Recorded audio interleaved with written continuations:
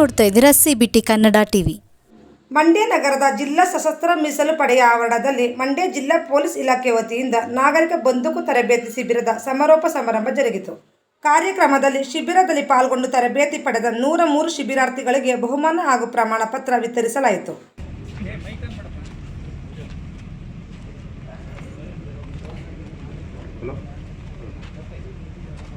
ಎಲ್ರಿಗೂ ಎಲ್ಲ ನಮ್ಮ ಈ ನೀರು ಬಿಸಿಲಲ್ಲೂ ಕೂಡ ನಾವು ಕಣ್ಣು ಕೂತಿದ್ದೀವಿ. ಇದಕ್ಕೆ ಕಾರಣರಾದ ನಮ್ಮ ಪೊಲೀಸ್ ಇಲಾಖೆಯವರಿಗೆ ಶೂಟಿಂಗ್ ಮಾಡಿದ್ದಾರೆ. ಎಲ್ರಿಗೂ ಅಭಿನಂದನೆಗಳನ್ನ ತಿಳಿಸ್ತಾ ಈ ಕಾರ್ಯಕ್ರಮವನ್ನು ಶುರು ಮಾಡೋಣ.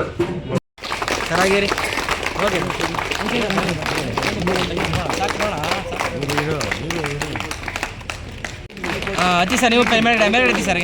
ಹಾಂ ಸರ್ ನೋಡಿ ಸರ್ ಸರ್ ಈ ಕಡೆ ಸರ್ ಆಗಿ ಸ್ವಲ್ಪ ರೆಡಿ ಸರ್ ಆಗಿರಿ sir sir ready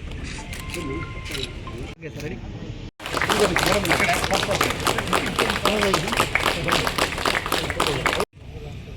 MS Siddesh ಕಡೆಯದಾಗಿ ಅನಿಲ್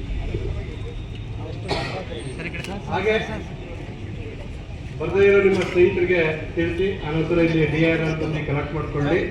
ಮತ್ತೆ ಯಾರು ಈಗ ಪ್ರಮಾಣ ಪತ್ರ ತಗೊಂಡಿದ್ದೀರಿ ಅವರೆಲ್ಲರೂ ಕಡೆಯದಾಗಿ ಸಹಿ ಹಾಕಬೇಕು.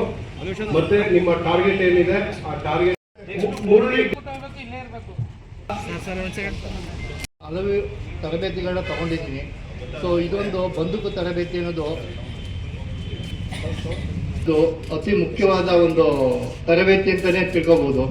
ಯಾಕಪ್ಪ ಅಂದರೆ ಬಂದೂಕು ತಗೊಳ್ಳೋದು ಇಂಪಾರ್ಟೆಂಟ್ ಅಲ್ಲ, ಅದು ತಗೊಂಡಾದ್ಮೇಲೆ ಅದನ್ನು ನಿರ್ವಹಣೆ ಹೇಗೆ, ಮತ್ತು ಅದನ್ನು ಶೇಖರಣೆ ಮಾಡೋದು ಹೇಗೆ, ಮತ್ತು ಅದನ್ನು ಯಾವ ರೀತಿ ಬಳಕೆ ಮಾಡಬೇಕು, ಯಾವ ರೀತಿ ಬಳಕೆ ಮಾಡಬಾರ್ದು, ಎಲ್ಲಿ ಬಳಕೆ ಮಾಡಬೇಕು, ಯಾವ ಜಾಗದಲ್ಲಿ ಬಳಕೆ ಮಾಡಬಾರ್ದು, ಅದನ್ನು ಎಲ್ಲಿ ವೆಪನ್ ತಗೊಂಡು ಹೋಗಬೇಕು, ಎಲ್ಲಿ ತಗೊಂಡು ಹೋಗಬಾರ್ದು ಅನ್ನೋದ್ರ ಬಗ್ಗೆ ಪ್ರತಿಯೊಂದು ಮಾಹಿತಿನೂ ಕೂಡ ನಮ್ಮ ಇಲಾಖೆಯಲ್ಲಿರುವಂಥ ಎಲ್ಲ ಅಧಿಕಾರಿಗಳು ಕೂಡ ಪ್ರತಿಯೊಬ್ಬರು ತಮ್ಮ ಮಕ್ಕಳಿಗೆ ಹೇಗೆ ಹೇಳ್ಕೊಡ್ತಾರೋ ಅದೇ ರೀತಿ ನಮಗೆ ಇಲ್ಲಿ ಪ್ರತಿಯೊಂದು ಶಿಬಿರಾರ್ಥಿ ಇವ್ರಿಗೂ ತಿಳಿಸಿದ್ದಾರೆ.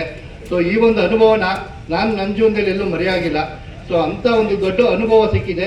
ಜೊತೆಗೆ ಏನಂದರೆ ಬಳಕೆ ಮಾಡೋ ಒಂದು ವೆಪನ್ಸ್ ಆಗಲಿ ಯಾವುದೇ ಒಂದು ಆಯುಧ ಆಗಲಿ ಅದರಿಂದ ಬೇರೆಯವ್ರಿಗೆ ತೊಂದರೆ ಆಗಬಾರ್ದು. ನಮ್ಮ ಆತ್ಮರಕ್ಷಣೆಗೆ ಅಷ್ಟೇ ಅದು ತುಂಬ ನಮ್ಮ ಆತ್ಮಕ್ಕೆ ತೊಂದರೆ ಆಗ್ತಾ ಇದೆ ಅಥವಾ ಏನೋ ಒಂದು ಯಾವುದೇ ದಾರಿ ಇಲ್ಲ ಅಂದಾಗ ಮಾತ್ರ ಅದನ್ನಷ್ಟೇ ಬಳಕೆ ಮಾಡಬೇಕೇ ಹೊತ್ತು ಬೇರೆ ಯಾವುದೇ ಸಮಯದಲ್ಲಿ ಅದನ್ನು ಬಳಕೆ ಮಾಡಬಾರ್ದು. ಟ್ರೈನಿಂಗ್ ಅನ್ನು ಪಡ್ಕೊಂಡು ಈ ಒಂದು ಫೈರಿಂಗ್ ಅನ್ನು ಮಾಡಿದ್ರಿ ಬೆಳಗ್ಗೆ ಬ್ಯಾಡ್ರಲ್ಲಿ ರೇಂಜಲ್ಲಿ. ನಮ್ಗೆಲ್ಲರೂ ಕೂಡ ಈ ಒಂದು ಆಸಕ್ತಿಯನ್ನು ನೋಡಿದಾಗ, ನೀವು ಮಾಡಿರ್ತಕ್ಕಂಥ ಫೈರಿಂಗ್ ನೋಡಿದಾಗ ಬಹಳಷ್ಟು ಆಸಕ್ತಿ ವಹಿಸಿ ಈ ಒಂದು ಕಾರ್ಯಕ್ರಮದಲ್ಲಿ ಭಾಗವಹಿಸಿದ್ರಿ ಅಂತಕ್ಕಂಥದ್ದು ನಮಗೆ ಗೊತ್ತಾಗುತ್ತೆ. ತಾವೆಲ್ಲರೂ ಕೂಡ ಈ ದಿನ ಈ ಒಂದು ತರಬೇತಿ ಪೂರ್ಣಗೊಳಿಸೋದಕ್ಕೆ ಒಂದು ತರಬೇತಿಯ ಒಂದು ಪತ್ರವನ್ನು ಕೂಡ ತಾವೆಲ್ಲ ಪಡ್ಕೊಂಡಿದ್ದೀರಿ. ಇದನ್ನು ಸದುಪಯೋಗ ಪಡಿಸ್ಕೊಳ್ಳಿ, ಯಾವುದೇ ಕಾರಣಕ್ಕೂ ದುರುಪಯೋಗ ಆಗ್ತಕ್ಕಂಥದ್ದು ಬೇಡ. ಮತ್ತು ಈಗಾಗಲೇ ಉದ್ಘಾಟನೆ ಸಮಾರಂಭದಲ್ಲಿ ಮತ್ತು ಈ ತರಬೇತಿ ಅವಧಿನಲ್ಲಿ ನಾನು ಮತ್ತು ನಮ್ಮ ಇಲಾಖೆಯ ಎಲ್ಲ ಅಧಿಕಾರಿಗಳು ತಮಗೆಲ್ಲರೂ ಕೂಡ ತಿಳಿಸಿದ್ದೀವಿ. ಈ ಒಂದು ವೆಪನ್ನು ಎಷ್ಟು ಒಳ್ಳೆಯದಕ್ಕೆ ಉಪಯೋಗಿಸ್ಬೋದೋ ಅಷ್ಟು ಕೂಡ ಕೆಟ್ಟದಕ್ಕೂ ಕೂಡ ಉಪಯೋಗಿಸಲಿಕ್ಕೆ ಸಾಧ್ಯ ಇದೆ. ಆದ್ದರಿಂದ ಈ ಪಡೆದಿರ್ತಕ್ಕಂಥ ಒಂದು ತರಬೇತಿ ಮತ್ತು ಆಯುಧಗಳನ್ನು ಯಾವುದೇ ಕಾರಣಕ್ಕೂ ಕೆಟ್ಟ ಕೆಲಸಗಳಿಗೆ ಬಳಸಬೇಡಿ, ಒಳ್ಳೆ ಕೆಲಸಗಳಿಗೆ ಬಳಸ್ಕೊಳ್ಳಿ.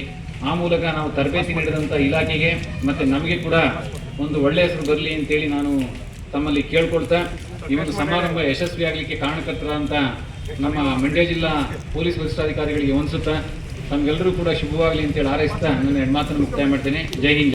ಟ್ರೈನಿಂಗು ಸದ್ಯ ನಾವು ಪುಣ್ಯ ಅನ್ಕೋಬೇಕು. 5 ವರ್ಷಕ್ಕೆ ನಾವೇ ಫಸ್ಟ್ ಬ್ಯಾಚ್ ಆಗಿಬಿಟ್ಟಿದ್ದೀವಿ. ಎಲ್ಲರೂ ನಮ್ಮ ಸ್ವಂತಕ್ಕೆ ಕೆಲವರು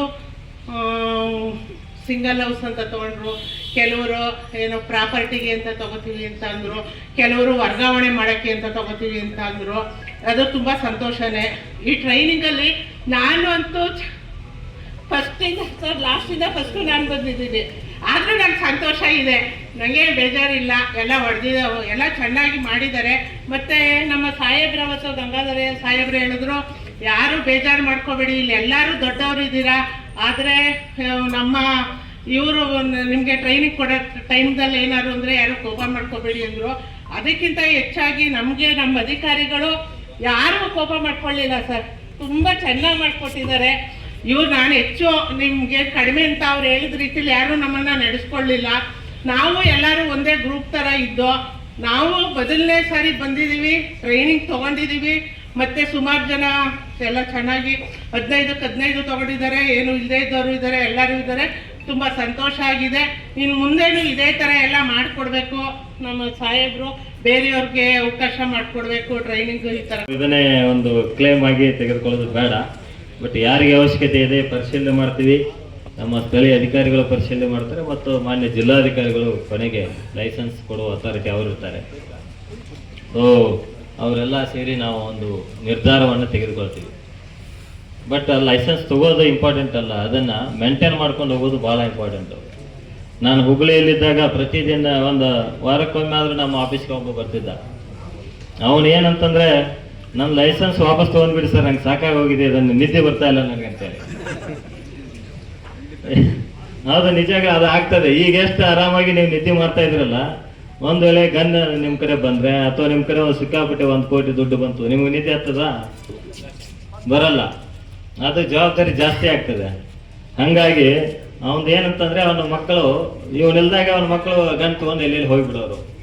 ಇವ್ರು ಎಲ್ಲಿ ಹೋಗಿ ಏನೋ ಮಾಡಿ ಇಟ್ಟರೆ ನನ್ನ ಜೈಲಿಗೆ ಸೇರಿಸ್ತಾರೆ, ನನಗೆ ತೊಂದರೆ ಆಗ್ತದೆ ಅಂತೇಳಿ ಆತ ಬಂದ 4-5 ಸಲ ಬಂದ ನನ್ನ ಕಡೆ. ಆಯ್ತಪ್ಪ, ಮೊದಲು ತಂದು ನೀನು ಗನ್ನ ಡೆಪಾಸಿಟ್ ಮಾಡೋ, ಆಮೇಲೆ ಲೈಸೆನ್ಸ್ ಅಂತ ಕ್ಯಾನ್ಸಲ್ ಮಾಡೋಣ ಅಂತ ಹೇಳಿ ಕಳಿಸಿದೆ ನಾನು. ಈ ಥರ ಗನ್ನ ಇಟ್ಕೊಳ್ಳೋದು ಮೇಂಟೈನ್ ಮಾಡೋದು ಭಾಳ ಕಷ್ಟ ಇದೆ. ಅದು ನಿಮಗೆ ಬೈ ನೇಮ್ ಕೊಟ್ಟಿರ್ತದೆ. ನಮ್ಮ ತಂದೆದ ಗನ್ ಇದೆ ಅಥವಾ ನಮ್ಮ ತಂದೆದೊಂದು ಕಾರ್ ಇದೆ, ನಾನು ಸ್ವಾಗತವನ್ನು ಕೊಡ್ತೇನೆ.